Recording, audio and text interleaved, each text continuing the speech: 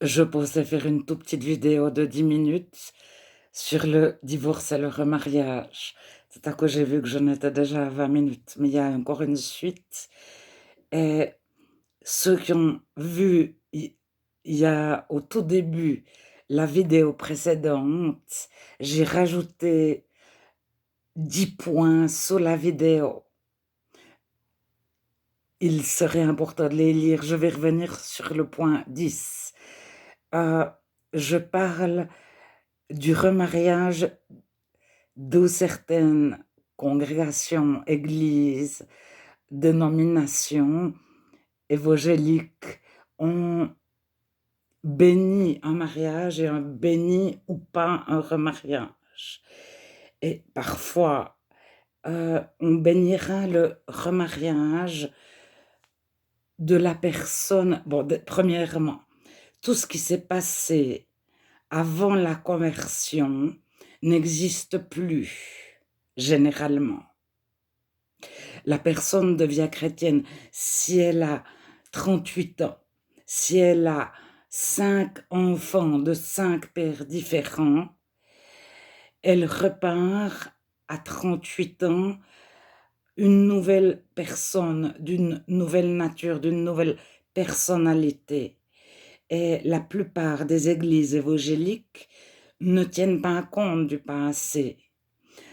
Ça veut dire que si la personne à 38 ans se convertit et à 40 ans, elle souhaite se marier pour la première fois en tant que chrétienne, mais qu'elle a déjà été mariée 5 fois, ou 2 ou 3, et qu'elle a 5 enfants de 5 pères différents, heu, la personne sera accueillie et son mariage sera béni. C'est son premier mariage chrétien. Maintenant, annuler le passé, ça ne signifie en tout cas pas, faire comme si les enfants n'existaient pas. On on va Le chrétien réel va prier et va rechercher à faire ce qu'il y a de mieux, ce qui est juste aux yeux de Dieu pour ses 5 enfants. Donc, heu, on est obligé de composer avec le passé, quel qu'il soit. Alors, vis-à-vis du chrétien, vis-à-vis du mariage, le chrétien évangélique, en général, raisonne ainsi, de toutes les congrégations, communautés, tous les anciens et cetera. Il y a la conversion annule le passé, mais annule, heu, mais celui qui était, un prisonnier, par exemple. C'est pour ça que les chrétiens sont contre la peine de mort. C'est parce que celui qui se convertit devient une nouvelle personne, une nouvelle personnalité. Alors, la conversion, c'est pas dire une petite prière, voilà, Dieu, je te donne ma vie, je répète après toi, je suis converti, et cetera. C'est vivre une conversion qui vient de Dieu, une réelle nouvelle naissance. Et c'est pas, alors ça peut parfois être, disons, une petite prière. Alors ceux qui instauraient le truc de dire des petites prières, par exemple Billy Graham, qui était le premier télé-évangéliste américain qui aux 3 minutes annonçait l'évangile, il disait: «Donnez votre vie à Dieu», tac, tac, tac. Il dit: «Le 10% ont réellement donné leur vie à Dieu», mais il y a tous les autres qui ont été pris par l'effet de masse, enfin, c'est pas un effet de masse, mais voilà. Alors, heu, je reviens au remariage. Ça, c'est une chose, si la personne avait, avant sa conversion, une vie, n'importe laquelle, c'est comme s'il repartait à zéro à sa conversion. Mais on ne dit pas, «Les infos que tu as eues, c'était la vie d'avant, etc. Et si la personne est mariée, quand elle se convertit, on ne dit pas, mon mais ton mari, c'était la vie d'avant, etc. Alors, il n'y a pas une loi écrite ou une loi de les congrégations évangéliques ou des lois diverses, mais c'est comme ça que ça se vit généralement. Et là-dessus, généralement, tous les évangéliques, les proches des évangéliques, comme les frères, etc., ou les églises de maison, comment est-ce que ça s'appelle? L'église biologique, c'est pas l'église biologique. Je sais plus en anglais comment est-ce que ça s'appelle, mais c'est les nouveaux évangéliques qui sont sortis des églises évangéliques. Euh, les noms dénominationnels aussi. Maintenant, il y a des chrétiens qui se sont divorcés en tant que chrétiens, qui étaient des convertis, ou éventuellement qui étaient des zoophotes chrétiens qui avaient toujours vécu en tant que chrétiens, qui se sont mariés à 18 ans, à 25 ans, et qui se sont divorcés.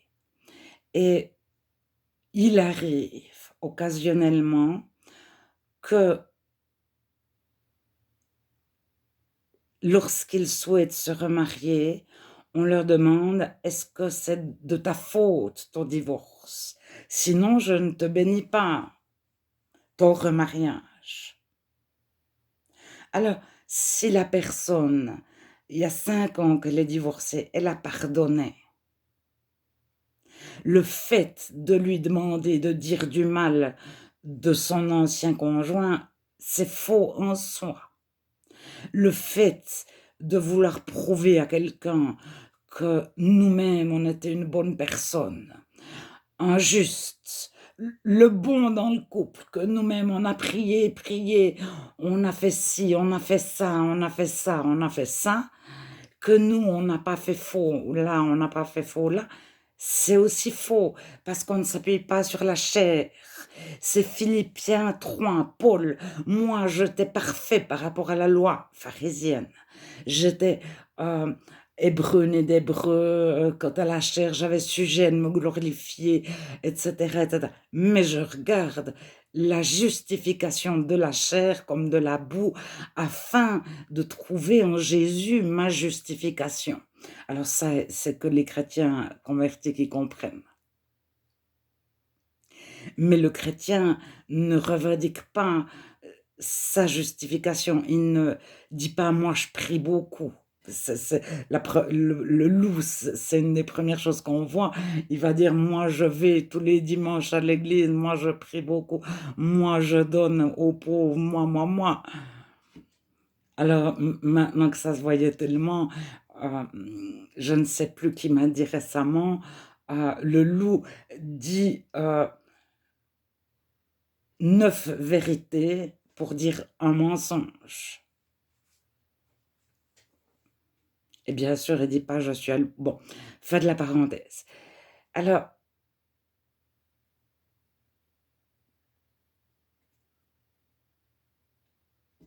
je pense qu'avant de parler remariage, avant de parler divorce, on parle mariage. Et il y a aussi certains évangéliques qui prient pour avoir le bon conjoint.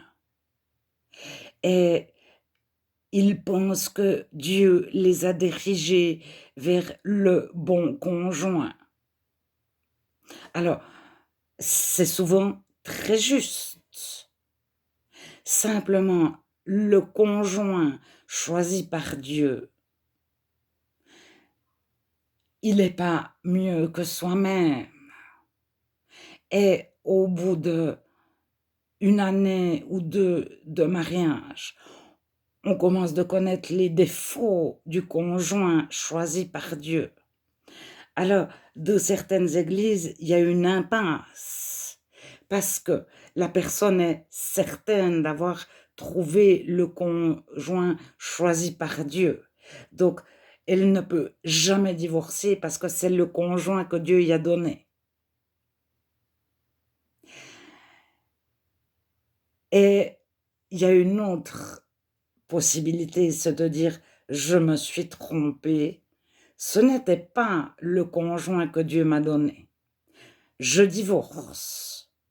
Ou bien: «Je ne peux pas divorcer parce que dans la congrégation, le divorce est tellement mal vu, c'est impossible, je perdrai ma place de pasteur, d'ancien, de chantre, je perdrai, heu, toute reconnaissance de l'Église, toute dignité de la part des frères et sœurs et cetera et cetera. Je ne peux pas divorcer, je n'ai pas le bon conjoint. Je suis condamnée à vivre à côté du conjoint que Dieu n'a pas choisi pour moi».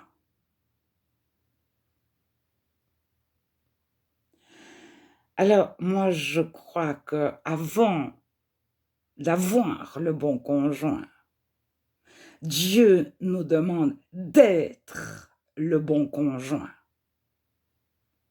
Corrie ten Boom, je pense qu'on connaît tous Corrie ten Boom, qui est sortie des concentrations, disait: «Ne te préoccupe pas de ce que tu n'as pas encore compris de la Bible.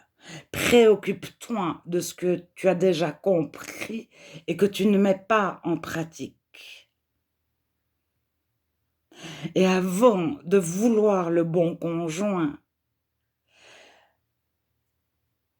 je pense que c'est à nous d'être le bon conjoint pour l'autre. Et on est devant Dieu, Dieu nous demandera pas: «Mais est-ce que l'autre était tout le temps en retard?» Et c'est ça la sanctification. Quand l'autre est tout le temps en retard, qu'est-ce qu'on fait? On est en colère. Alors Dieu utilise notre conjoint pour nous apprendre la patience, la douceur, le pardon. Alors si on a un conjoint parfait, où est-ce qu'on apprend la douceur, la patience, le pardon? Et logiquement, on se couche chaque soir en ayant tout pardonné à l'autre. On ne se couche pas sur notre colère. Et si on a une blessure, on ne se couche pas non plus sur notre blessure. On dépose tout à Dieu. Mais on ne reste pas marié en serrant les poings parce que dans mon église on m'a dit que, parce que dans la Bible c'est écrit que. On reste marié parce qu'on est en communion avec Dieu et Dieu nous donne les forces, Dieu nous donne de l'amour pour notre conjoint.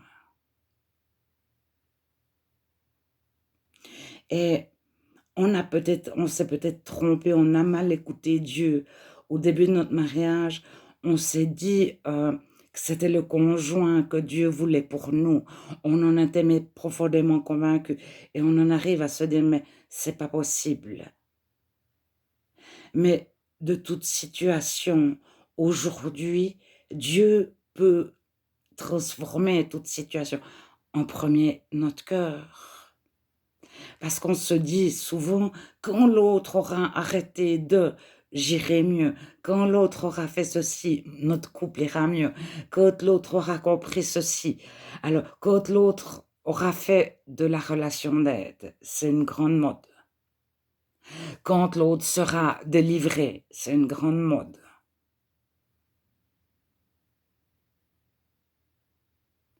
Mais aujourd'hui, maintenant, qui je suis moi?